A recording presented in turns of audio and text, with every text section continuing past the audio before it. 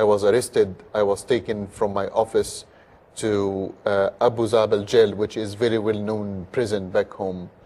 I was put in underground, 7 days of torture. No trial, no nothing. No trial, no nothing. Basically, the officer just wanted to know who is the rest of my group. I was taken to underground. It's called the torture section.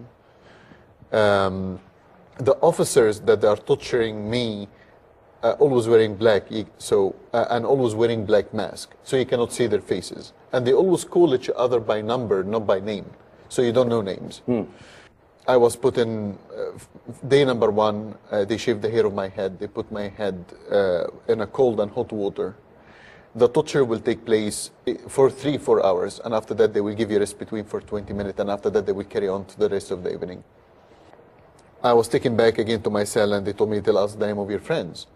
I told them, to be honest with you, I enjoy the cold and hot water. Didn't take shower for a long time, and I love it. And to be honest with you, I'm very handsome without hair. You can see I kept it a little bit, the style, but anyway, that's another story. In other words, you had a sense of humor even in this... When you're facing your enemy, make sure that they don't know that you're afraid or you're scared or you're in pain. Day number 2, they hang me upside down. They burn me with cigarettes. They beat me with everything in their hands. They took the nails of my foot. They grabbed the nails of the foot itself. They put me back again to my cell.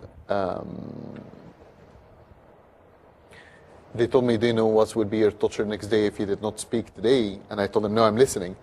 They told me, well, we'll release 3 dogs to attack you. And they closed the door. I started to pray, and my request from the Lord was to take my life, because I was scared that under heavy torture, I will not be able to maintain the information that I have. So I was scared that I will hurt my friends that was involved with me in the organization. Very long story short, came next day, they opened the door. I was sitting down in a dark room, and I can hear the dogs coming closer to my room. I sit down in a corner, and I covered my face by my own hand, my chest with my own feet, or my leg. And as the dogs getting closer and closer, I can hear them in my room. I prepared myself for pain. I prepared myself for agony, but I didn't feel any pain. Suddenly, I start to take off my hand away from my face to see where's the dogs. The 3 dogs sitting around me, none of them moved one single step. It's really like what you're saying. If I think I'm hearing you right, what you're saying is what you experienced is not unlike Daniel in the lion's den. It's miracles that happen in the old days still happening today, and it will still happen tomorrow. I have the officers start to beat the dogs to attack. The dogs didn't move. They took the 3 dogs. They bring another set of 3 dogs. Another set of 3 dogs sit in the same position, was little different. The middle one took a step forward and he licked my face. The officers and the soldiers received the same message that I received, that maybe I'm alone, but I'm not lonely. Today, and I have a lot of secular friends, and we work with a lot of secular lawyers and journalists and in the human rights field, and many of them will come to me and tell me, well, what's the logical explanation for that? I tell them, well, the logical explanation for that, these dogs well trained, that they train to listen to their master, but there is no higher master than Jesus Christ, and this is the bottom line. Next day, I was taken to another cell where I was crucified for 2.5 days. When I say crucified, is a piece of wood in cross shape. They tied your neck, your waist, your arm, take off all your clothes. And in the end, I was cut. They made a cut in the back of my left shoulders to the bone, and they put salt and lemon in the open one. I lost my conscience. I found myself in a police hospital. I received the death penalty. I escaped from my house arrest because I was on house arrest. And I escaped from Cairo to Alexandria to Sinai Desert. I stole jet ski and I crossed the border to Israel. And that's where you came to safety? Through United Nations and Amnesty International. I was landed here in Canada 9 years ago. Today, the Christians is the most persecuted group around the world today, not only in the Arab world or in the Muslim world, but even in China or India or North Korea, and some in Cuba as well. Today, we have one persecuted Christian every 3 minutes worldwide. Last year, over 165,000 Christians was killed for their faith. That's more than the tsunami victims. Between 200 to 300 million persecuted Christians worldwide. 75% of them will be in a Muslim countries such as the Middle East or Pakistan or Afghanistan. The truth and the reality in our world today, the whole world divided to two zones, a conflict zone and a comfort zone. A conflict zone, that's where the persecution is.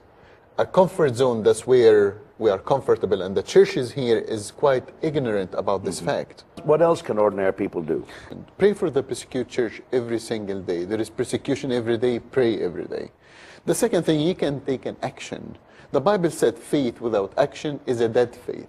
Actions such as writing an email to your member of parliament, writing an email to the embassies who are persecuting the prisoners, or somebody that's in prison right now in one of the countries. All what you have to do is to write a letter or send an email or fax beside the prayer side by side. Our world today, that's what I believe. Our world today is unfair place. It's unjust place. Not because the people is doing evil, but because the people who sit around didn't do something about it. In the absence of light, darkness prevail. You do your part, and God will continue. Yes, your letter will make a difference. Yes, your call will make a difference. But do not remain silent. Whoever you are that watching this program, you just need to know that today there is many people that they are facing persecution. And today, it's your responsibility, your duty, as a Christian or non-Christian, to stand with the people who are facing injustice. Few years ago, I was one of them. But today, I'm here in front of you because the people who did not remain silent. So you can make a difference and you can save a life with your prayers and with your action.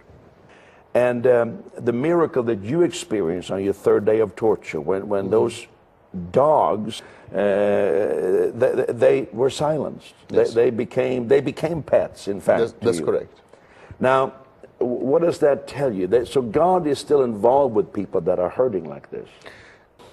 This miracle means that the persecuted Christians is dying, but they're still smiling. They are in very deep, dark night, but they still have the candle of the living God. What this miracle means that our enemy have very strong army. Our enemy have very strong weapon, but we have the Lord Almighty. What this miracle means that they can always kill the dreamer, but no one can kill the dream. Thank you and God bless.